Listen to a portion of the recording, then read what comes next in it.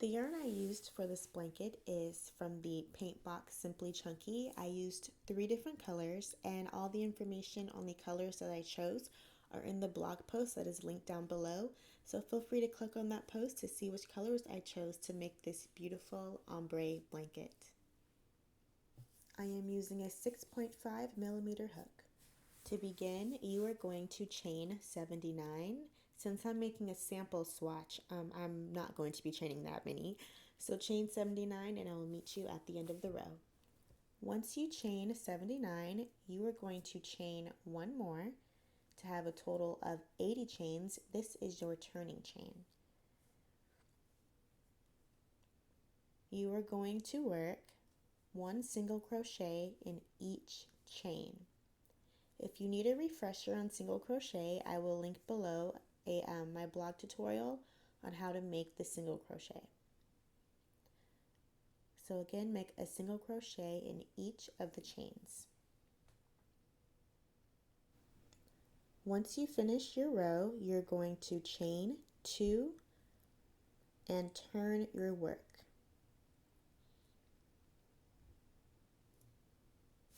Here is a closer look. You are going to do 1 double crochet in the same stitch as the chain 2. So right there. And do a double crochet.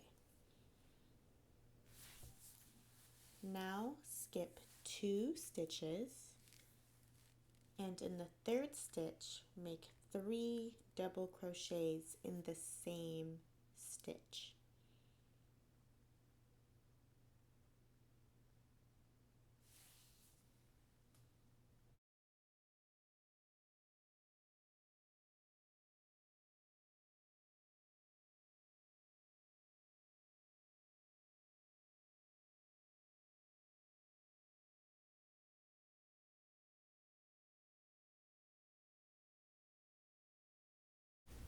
Now that we have our 3 double crochets in that single stitch, you're going to repeat this across the row.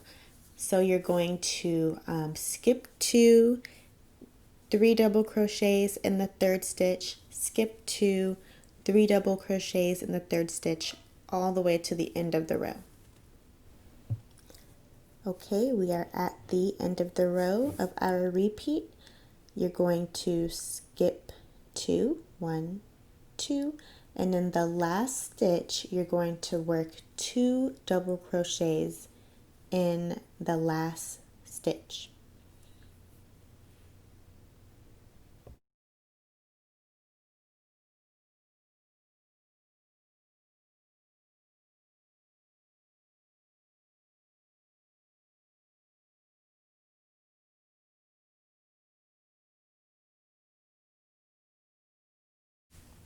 Let's chain 2 and turn our work.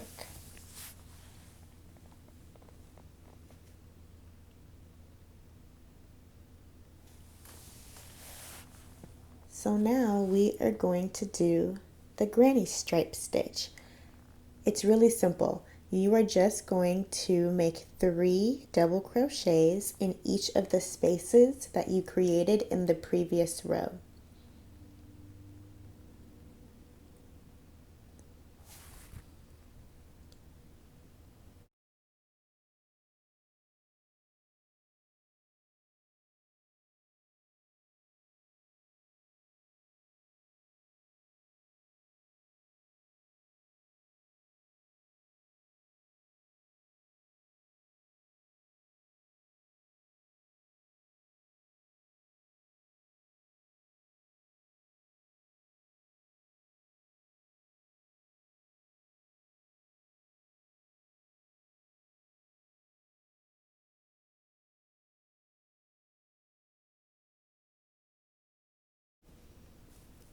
So look at the next space, and all you're doing is working 3 stitches in that hole. Not the stitch from the previous row, you're working in the hole from the previous row. And this makes this blanket so easy to make because you don't have to worry about the stitch count or anything really, as long as you could see those holes and you can count to 3, you are good to go. Continue to do that to the end of the row.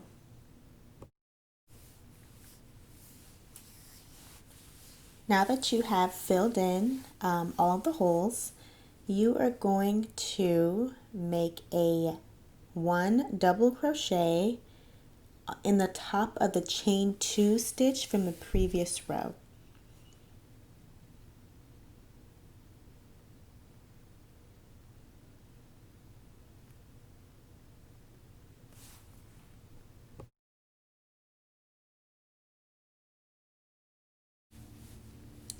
Chain 2, turn your work.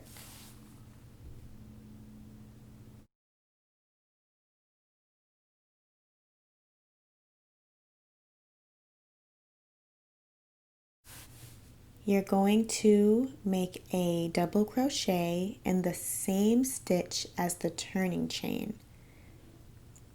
That's the only thing different about this row. And then you are going to work the granny stripe stitch in every space for this row.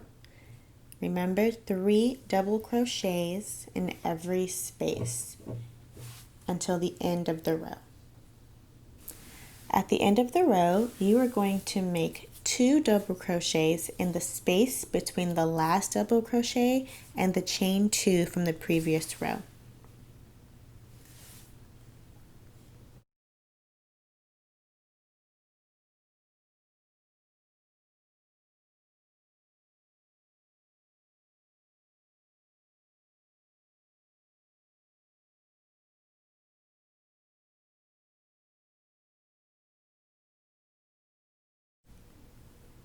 Chain 2 and turn. And now we're going to do the granny stripe stitch like we've been doing in the other rows. But in this row, you are not going to double crochet in the same space as the chain. You're going to go straight into that next space and make your 3 double crochets. And this blanket is so amazing to make because you don't really have to pay attention. As long as you notice the previous row, you'll know what you're supposed to do. If there are 2 stitches in the previous row underneath, then you jump straight to the space. If there isn't, then you do a double crochet in the same space as the chain. Repeat until the end of the row. The rows that do not start with the double crochet in the chain stitch, they end with 1 double crochet in the top of the chain 2 from the previous row. So I will show you that right now.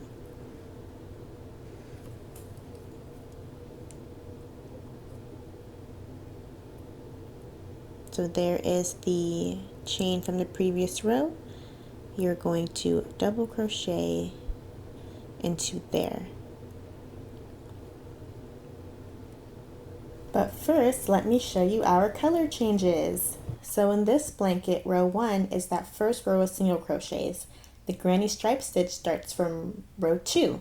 So we are going to repeat the granny stripe stitch all the way to row 11. So you can count from row 2 and count up to row 11. And that is where we add our first color change after we complete row 11.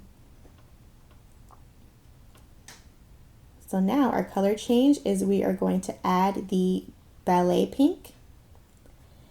The color change begins and ends with the pink. So you're going to count 11 rows, or you're going to create 11 rows, and it's going to end on that ballet pink. And then you're going to continue making 11 more rows of the ballet pink. So when you're done with this color block, you should have 12 rows of the ballet pink, because the previous color block ended with a row of the ballet pink. So 11 plus the previous row. Now we add the blush pink. So you're going to alternate again. This group starts with the blush pink. So you're going to have 11 alternating rows of the blush and ballet pink ending with the blush pink. So it begins and ends with the blush pink. And for our final color block, you're going to continue making 11 more rows of the blush pink. So in total, you should have 12 rows of the blush pink because the previous color block begins and ends with the blush pink. Okay? Let's do our first color change. So you are going to be doing yours at the end of row 11. Since I am doing a sample size, my color change might be on a different alternating row than yours. So if your row does not start with the double crochet in the same stitch as the chain, it ends with 1 double crochet in the top of the chain 2 from the previous row. And I will demonstrate that in the following video. It will be on the left side of the screen. If your row starts with a double crochet in the same stitch as the chain, then it ends with 2 double crochets in the space between the last double crochet and chain 2 from the previous row. This will be shown on the video to the right in our next frame. And this is also the rule you're going to follow as you continue to make your blanket, which makes it such an easy blanket to make.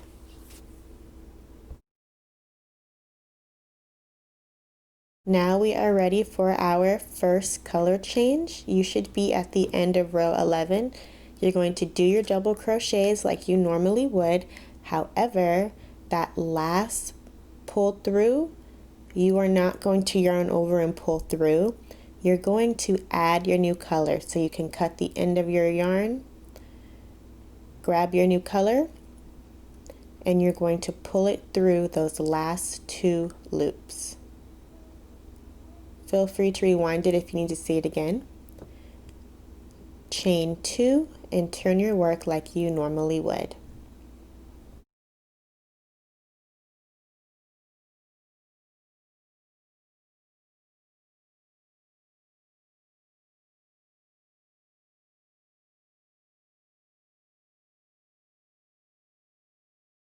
Now just continue our pattern. If the row underneath does not have a double crochet in the same stitch as a chain, then for this row, make a double crochet in the same stitch as the chain. It alternates every other row. And continue our granny stripe stitch all the way across. And the same rules for the ending applies from the previous clip.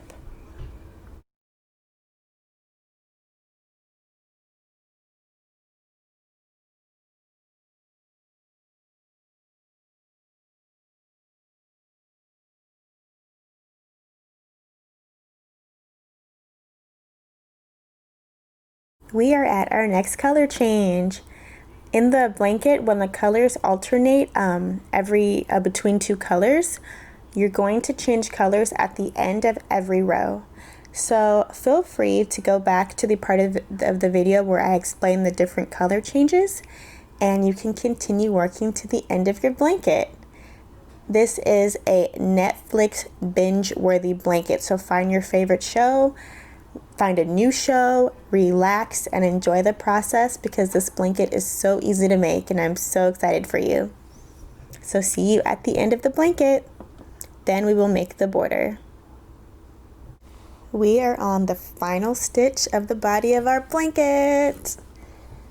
But before you complete that last double crochet, you're going to cut off the end of your yarn and you're going to add the first color, the champagne white, because this is going to be the color of our border.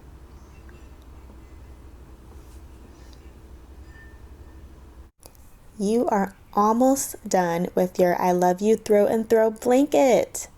Almost there. We just have one more step to do. Well, a few more steps to do, and then you are completely finished. So you're going to notice that you're going to have a lot of tails from your color changes. I already weaved mine in, but I'm going to show you in the next clip how to do that. But you want to make sure that you leave the initial chain stitch tail, because that lets us know what the right side of our project is and what the wrong side is. So weave in all your tails, but leave that initial chain stitch tail, and I will show you in the next clip how to do that. If your initial chain tail is on the bottom left, then the right side is facing up. If your chain tail is on the bottom right, then the wrong side is facing up. With the wrong side facing up, I'm going to start weaving in the other tails. So you are going to kind of squeeze the yarn tight against the top of the needle and rub it back and forth until you get like a nice little shape to fit into the eye of the needle. And you're going to weave in your ends.